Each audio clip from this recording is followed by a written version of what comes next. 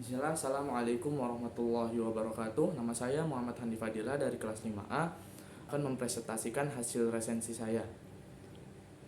Resensi ini diajukan kepada program Tarbiyatul Mu'allimit wal Mu'allimat Al-Islamiyah TMIA Najah, Pesantren Islam Hidayatun Najah sebagai salah satu syarat kelulusan santri TMIA Najah. Resensi yang saya buat berjudul Husnuzon Kunci Kebahagiaan Hidup. Tak luput juga saya berterima kasih kepada Ustadz pembimbing saya, yaitu Ustadz Agus Abdurrahman MPD, yang telah membimbing saya dalam progres menulis resensi ini, dan akhirnya saya bisa menuntaskan penulisan resensi ini. Kemudian saya juga berterima kasih kepada teman-teman saya, teman-teman sekelompok saya yang telah mensupport saya dalam menulis resensi ini.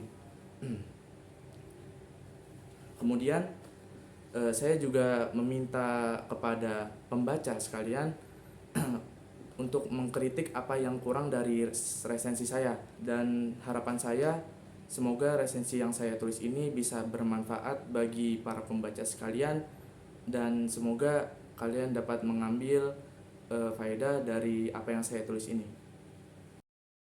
Hari ini saya meresensikan buku dengan judul Husnuzon yang ditulis oleh Ustadz Muhammad Ainur Rosyid.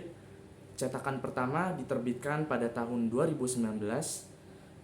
Nama penerbit yaitu Laksana, dengan tebal 228 halaman dengan dimensi buku 14 kali 20 cm.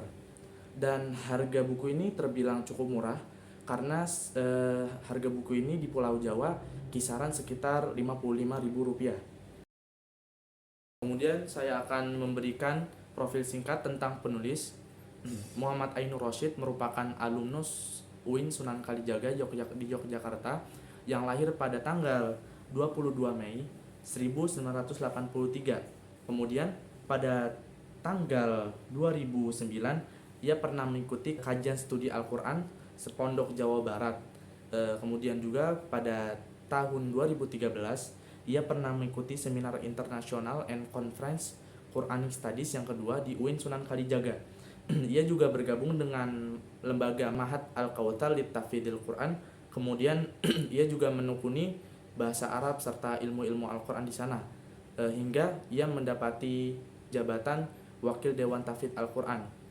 Kemudian ia menikahi Hana Dewi Latifah. Kemudian bersama sang istrinya ia telah menulis banyak karya tulisnya yang terkenal. Ia telah pernah menerbitkan yaitu Ensiklopedia Fikih bagi Pemula pada tahun 2007. Kemudian salah satu karya tulisnya yang terkenal yaitu buku ini, buku Husnuzon, buku yang mengupas sebuah sikap yang merupakan kunci kebahagiaan hidup seseorang. Buku ini dapat mengubah perspektif negatif seseorang terhadap kehidupan pahit yang ia jalani menjadi sebuah motivasi dan dorongan agar menjalani hidupnya lebih semangat dan lebih bergairah. Kemudian alasan penulis dan menulis buku ini karena ia telah mengamati dan menganggap bahwa manusia pada zaman sekarang banyak yang telah kehilangan semangat hidup dan rasa percaya diri mereka akibat prasangka mereka yang buruk terhadap kehidupan yang ia jalani.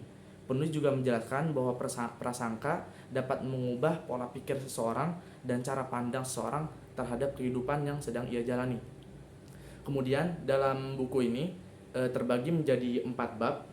Bab yang pertama yaitu Husnuzon dan ragam keutamaannya. Kemudian bab yang kedua, jadikanlah Husnuzon sebagai energi keimanan dan keislaman. Kemudian pada bab yang ketiga, hidup penuh keberkahan dengan Husnuzon. Kemudian pada bab yang terakhir, bab keempat, hidup bahagia dengan keajaiban Husnuzon. Dan setiap bab ini memiliki subbab-subbab yang dimana subbab ini akan menjelaskan lebih detail tentang pembagian bab yang utama tadi. Baiklah, pada bab yang pertama, penulis mendefinisikan Husnuzon sebagai sikap atau tindakan yang dilandasi dengan semangat positif. Husnuzon juga merupakan sebuah ungkapan yang diambil dari bahasa Arab, yang diambil dari kata husnu yaitu baik dan adzon yaitu prasangka. Kemudian Pada halaman 20 juga, penulis memaparkan bahwa husnuzon mendasari seluruh bangunan keimanan dan keislaman seseorang, serta menjadi perantara bagi datangnya kebahagiaan di dalam menjalani kehidupan. Kemudian, penulis membagi husnuzon menjadi 3 macam. Yang pertama, husnuzon kepada Rob kita, yaitu Allah Subhanahu wa Ta'ala, dengan cara berprasangka baik atas ketetapannya yang kita anggap buruk. Kemudian yang kedua, husnuzon terhadap diri sendiri, yaitu dengan cara berhusnuzon kepada potensi-potensi kita yang dianggap buruk atau dianggap lemah, atau kita berhusnuzon kepada fisik-fisik kita yang lemah atau segala negatif dari internal kita. Kita harus menganggap hal itu sebagai sebuah kebaikan dan mengubah cara pandang yang buruk itu menjadi cara pandang yang positif. Kemudian pembagian yang ketiga dari husnuzon itu adalah husnuzon kepada sesama atau husnuzon kepada orang lain. Selanjutnya, penulis memberikan penuturan pada bab ketiga bahwa husnuzon dapat dijadikan sebagai energi keimanan dan keislaman seseorang. Karena dengan husnuzon, keimanan akan secara totalitas terinternalisasikan ke dalam diri atau jiwa manusia. Hal tersebut dapat dibuktikan bahwa ketika manusia terkena musibah atau bencana-bencana yang tidak mengenakan, bencana atau musibah tersebut tidak akan sanggup menggoyahkan keimanan seseorang tersebut kepada Allah Subhanahu wa Ta'ala. Kemudian intisari pada buku Husnuzon yang ditulis oleh Muhammad Ainur Rasyid adalah bahwa husnuzon merupakan kunci kebahagiaan hidup seseorang. Hal ini dapat dibuktikan karena husnuzon dapat mewujudkan kedekatan hati seorang hamba kepada Rabb-nya, yang dapat membuat hidup menjadi lebih tenang dan damai. Serta dengan husnuzon, pola pikir seseorang akan menjadi lebih terbuka dan lebih sehat. Dan sebaliknya, jika seseorang memandang kehidupan itu dengan pandangan yang jelek atau negatif, maka itu akan membuat jiwa dan badan kita juga terpengaruh oleh pola pikir yang buruk tersebut. Selanjutnya saya akan memberikan keunggulan dari buku ini. Yang pertama, keunggulan dari buku ini yaitu buku ini menggunakan bahasa yang mudah difahami dan interaktif. Buku ini ditulis dengan gaya bahasa yang sederhana, lugas dan interaktif, memudahkan para pembaca dari berbagai kalangan untuk memahami isi dari buku ini dan memungkinkan para pembaca untuk tidak merasa bosan. Kemudian yang kedua, buku ini menggunakan metode visualisasi dengan media cerita. Buku ini menyajikan kisah-kisah para sahabat, kisah-kisah para nabi dan tabi'in, dan memungkinkan para pembaca untuk mengambil pelajaran dan pesan berharga dari kisah-kisah yang telah dipaparkan atau diberikan pada penulis kepada para pembaca. Kemudian yang ketiga, buku ini menyajikan materi yang sistematis. Materi penulis susun secara sistematis, dimulai dengan pengenalan konsep-konsep husnuzon, manfaatnya, cara penerapannya dalam kehidupan sehari-hari, hingga hubungan husnuzon dengan sikap-sikap positif yang lainnya. Kemudian keunggulan yang keempat yaitu motivasi positif. Buku ini memberikan motivasi untuk selalu berprasangka baik terhadap Allah, diri sendiri, bahkan orang lain atau sesama, serta memberikan dorongan kepada para pembaca untuk mengaplikasikannya dalam kehidupan sehari-hari yang dapat meningkatkan kualitas hidup seseorang. Kemudian keunggulan yang kelima, ukuran buku ini terbilang praktis dan minimalis dengan tebal 220 halaman dan dimensi buku 14 x 20 cm. Buku ini mudah dibawa dan dibaca kapan saja, cocok untuk dibaca dalam perjalanan atau waktu luang. Adapun kelemahan yang saya temukan dari buku ini, yang pertama, buku ini kurang dalam referensi ilmiah.